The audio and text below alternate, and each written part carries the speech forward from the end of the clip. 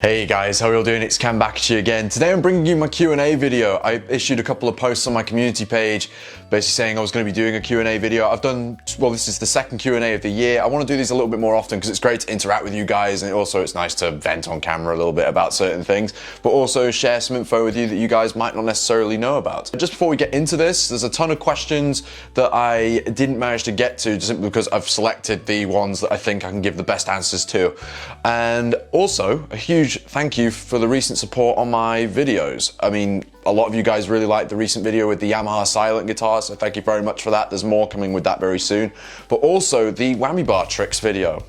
What the hell happened to that? That felt like viral. It was just insane. It went everywhere. And obviously it's been very helpful for a lot of people, so expect more lessons like that in the very near future. Thank you very much for everything. Couldn't do it without you guys. Let's get straight into the Q&A. Here we go. Do you think guitar will ever make a comeback in today's popular music?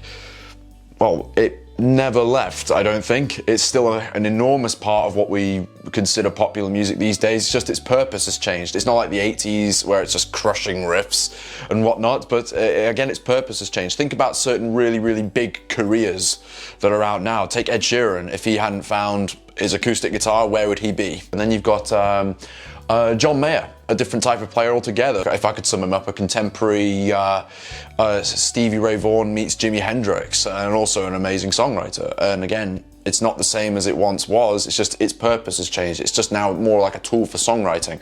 But I certainly do think rock music itself, if you mean it in that sense, is definitely coming back. It's just in a different way than it was before. And what I think will be the biggest sort of encouragement for rock music to come back will be a bit of an awakening when a lot of these genre-defining individuals start to pop off. There'll be that element of, oh my god, we need to carry this on, and that's where it will all start again. That's how it will carry on. It will never die, it will just be different.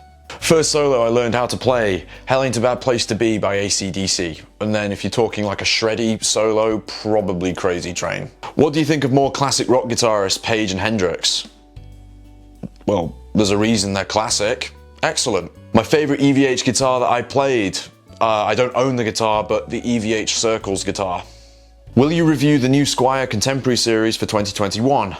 No plans to do that yet, but who knows what's down the line. What makes Satchel such a big inspiration for you? This is a good question. I'm very glad to answer it. Compared to a lot of guitar players I was listening to when I was younger, Satchel's guitar playing sounded incredibly confident, and it was infectious in that respect. I went straight for it, and the reason I found him was by accident in a way. I didn't go looking for them. I used to be a big fan of, and still am in a way, Paul Riario. For those of you who don't know Paul Riario, he's Paul from Guitar World, and he used to review all the guitars I really liked, whether it be an EVH or the latest Charvel or whatnot. He was a big hero of mine, and I loved his playing. But then one day, I think I must have stepped out to get a drink or something, I came back and it was Satchel giving a lesson to Death to Orbit Metal, and at first I was like, what is this? But then I listened to his playing, I looked at live recordings and thought, and this is before they really blew up, after the Balls Out album came out, and I was like, yes, please. And I started learning a bunch of his licks, and it was licks that weren't too difficult to do, but really sounded like you could play. And that's what I like. That's why he's such a big inspiration on me. This one's going to cause controversy. I can just see it in the comments. What do you think of all those computer-generated tones, plugins, profiles? I'd rather have a tube amp than all of that mess. I don't mind, to be perfectly honest with you. I mean, there are certain people out there who really like a tube amp and will die hard for a tube amp, and I completely understand that. You can't really get the sound any other way. However, we are living in a time where modeling does a pretty damn good job. If I could really sort of have a fine opinion on it, I think some of the best rhythm tones you can ever record are with a tube amp. There's something tube amps just do. There's like an X factor there that's still, I think, it's catching up modeling in this respect, and you do get great rhythm tones from modeling. I mean, the previous two Lake Domain singles were modelers, but the actual tube amp sound is right up there. But when it comes to the lead sound, it's very easy to get a great tone from modelers now, and it doesn't sound too different from a tube amp. So yeah, either way, I think lead playing is pretty much covered on both grounds, but rhythm playing, there's a certain dynamic that a tube amp still has, but the modelers are very, very close. Do you have any experience with higher end gear such as Kiesel, Ormsby or Strandberg? Would love to know what your thoughts are on high end versus production line guitars. I think of all three of those brands, I've only ever seen one of them in the flesh ever. In terms of high end guitars versus production line guitars, I sound exactly the same. Doesn't matter what you put me through. I don't tend to notice a huge difference in quality anyway. I tend to find now production line guitars are so good.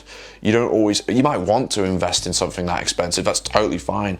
But I tend to find that if you gave me the budget you would need to buy a Kiesel, an Ormsby, or indeed a Strandberg, you'll probably find me buying maybe 3 or 4 production line guitars that had amazing quality, great sounds, and awesome value. The best guitar for a beginner?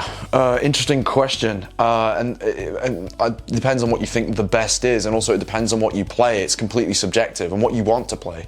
But if we're talking rock music here, if you're buying for a little kid, you can't, I mean, we're talking a little kid here, probably a Jackson Minion, you can't go wrong with that for the money. Or if maybe a bit slightly bigger kid, maybe 11, 12, maybe early teens, you can't go wrong with a Wolfgang WG Standard. If you're like new to it, it doesn't really matter what age you are, always try to look for a guitar, if this is something you're thinking of doing for the long run, save a little bit more money and invest in a guitar that holds its value. So then, for example, if on the off chance something happens and you can't continue the guitar quest anymore, you'll know that it will sell well secondhand should you need to sell it. Have you ever faced discouragement and or loss of motivation, and if so, how did you handle it? I've never faced discouragement.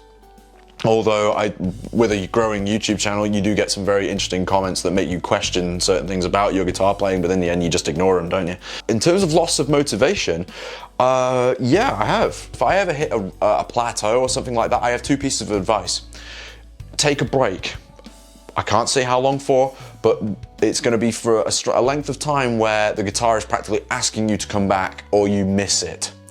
If you miss the guitar after you've taken a break, go straight back in there and you'll come back stronger than you ever did before. You'll be all inspired again, and it will be accelerated returns. The other piece of advice, go and listen to that album, song, or whatever it is that your wife, girlfriend, best friend, or whoever has recommended you that you've been putting off for a long time. You never know what you will find.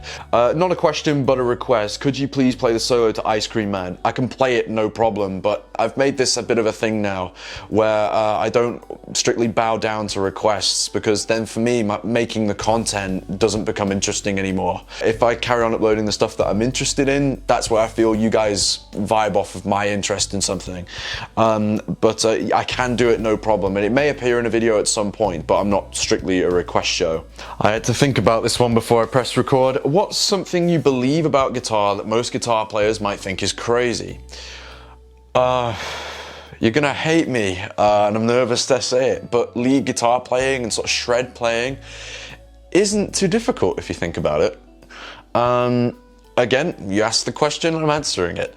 To me, what that sort of style of playing is, for me, it's just a collection of little sequences and tiny little licks that are played very, very quickly. And once they're in your muscle memory, you don't have to think about what you're doing anymore.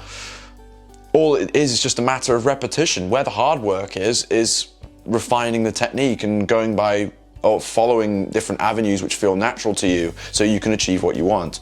That's what I think is crazy. That style of lead guitar playing isn't too difficult when it's all said and done. What were you like when you played with Steel Panther? First time around, very nervous because I hadn't rehearsed or anything like that. It was a bit of a spontaneous thing, and I loved every second of it. The second time round, that was pretty planned, and I knew what I was going to be playing, I thought anyway, so I rehearsed it and wasn't nervous at all.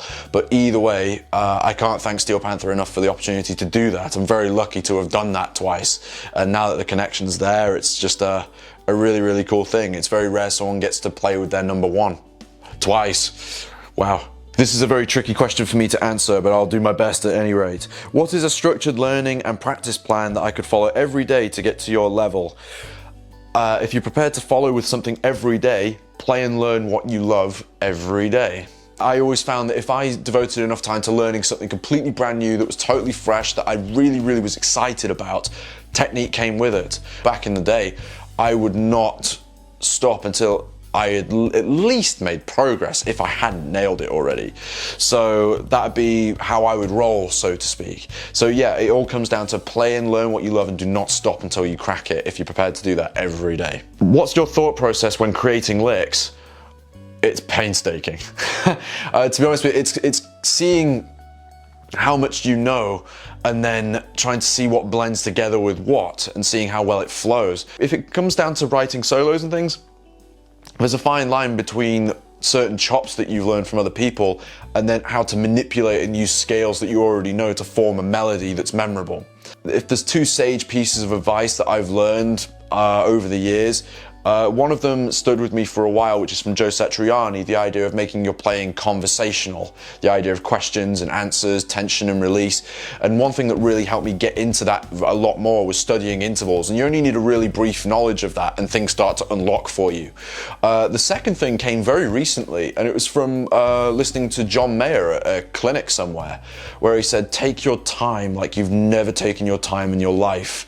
And that really makes your guitar playing sound like a vocalist almost. And that means that when you're combining it with licks that you've done along with scales, etc., it can make the licks and everything that you've had a lot more meaningful, as well as make your playing sound a lot more confident and thoughtful. I'm gonna stop there while I'm ahead. Thanks a lot for watching this video, you guys. I hope you've liked what you've seen. Please make sure you like and subscribe if you enjoy the content. There's plenty more coming your way, and there's tons for you to tuck into on the channel already. I've been Cam. See you later.